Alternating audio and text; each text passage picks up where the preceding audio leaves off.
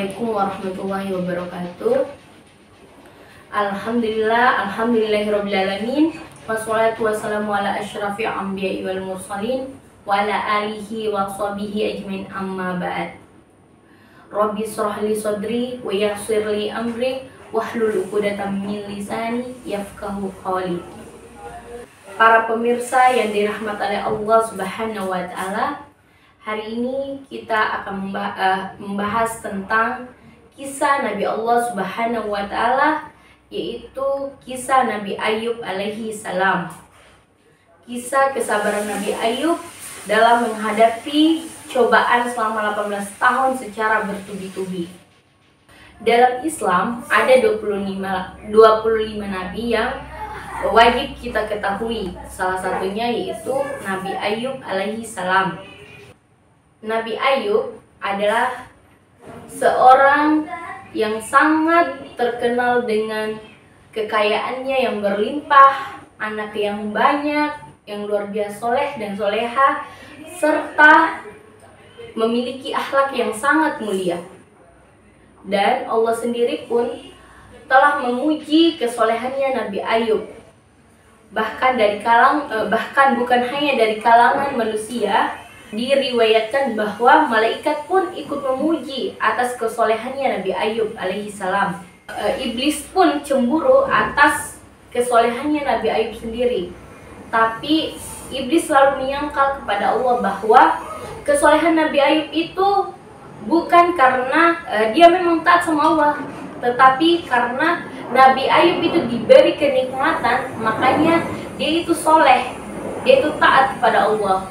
Kalau nikmat dan kekayaannya diambil, maka pasti akan kembali itu, pasti akan kelihatan itu akal bulusnya Nabi Ayub.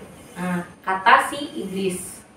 Seakan untuk membuktikan kenabian dan keutamanya Nabi Ayub, maka Allah pun mencabut nikmat yang telah diberikan kepada Nabi Ayub, serta untuk membuktikan bahwa Nabi Ayub itu bukan hanya sekedar taat kepada Allah karena ada nikmat yang Allah kasih, tetapi memang karena taat.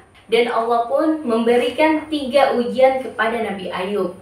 Ujian yang pertama yaitu semua harta bendanya Allah cabut. Allah kasih dia kegagalan dalam segala hal, sampai dia bangkrut, akhirnya harta bendanya pun ikutan habis. Dan ternyata di situ keimanan Nabi Ayub tetap bertambah dan semakin kokoh. Walaupun habis harta bendanya, tetapi zikirnya kepada Allah tetap terus khusyuk. Dan ujian yang kedua yaitu Allah cabut kenikmatannya, yaitu dengan dihilangkannya satu persatu anak-anaknya, dibuat meninggal, sampai akhirnya tinggal istrinya yang menemaninya. Tapi di situ dia meyakini bahwa segala sesuatu itu adalah milik Allah, maka akan kembali kepada Allah. Begitupun saya sebaliknya. Ketika saya sudah Allah izinkan untuk dicabut nyawa saya pun akan pergi dari dunia ini.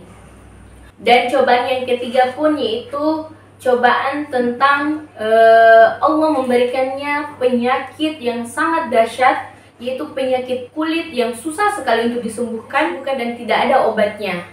Dan di situ pun setan semakin yakin bahwa Nabi Ayub pasti tidak akan sanggup untuk melewati cobaan ini, hingga tidak ada lagi tubuhnya yang sehat kecuali lidah dan hatinya. Meskipun demikian, Nabi Ayub tetap sabar. Setan pun ikut frustasi melihat keimanannya Nabi Ayub.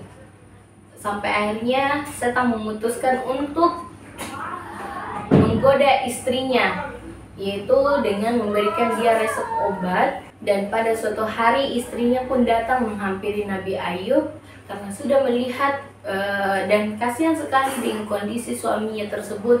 Dia pun memberikan resep obat tersebut kepada Nabi Ayub, yang akhirnya dibaca oleh Nabi Ayub, dan dia mengetahui bahwa resep obat tersebut berasal dari iblis.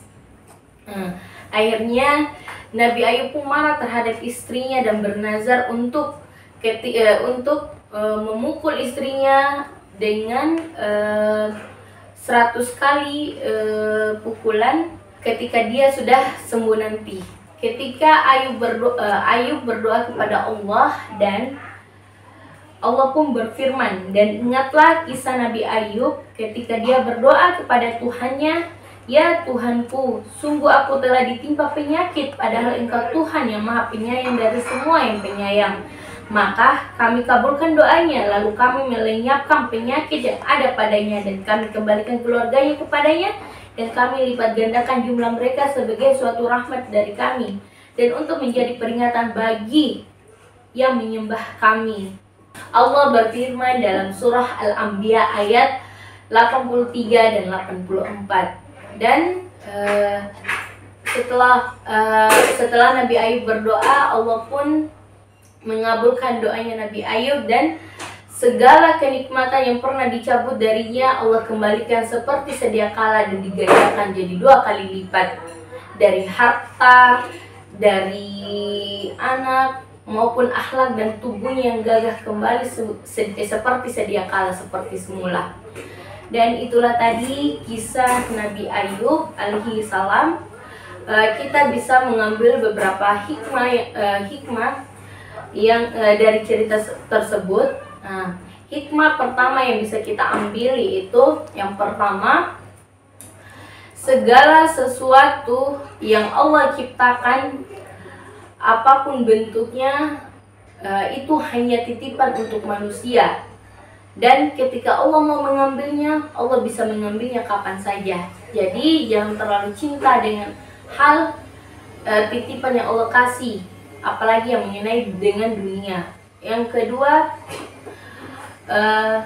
ketika kita sakit, pertolongan pertama yang harus kita lakukan itu adalah mohon ampun dan tetap berserah diri kepada Allah.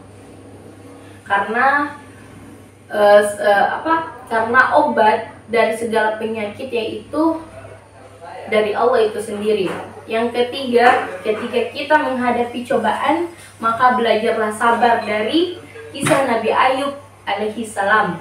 Demikian, itulah tadi kisah Nabi Ayub yang bisa saya sampaikan.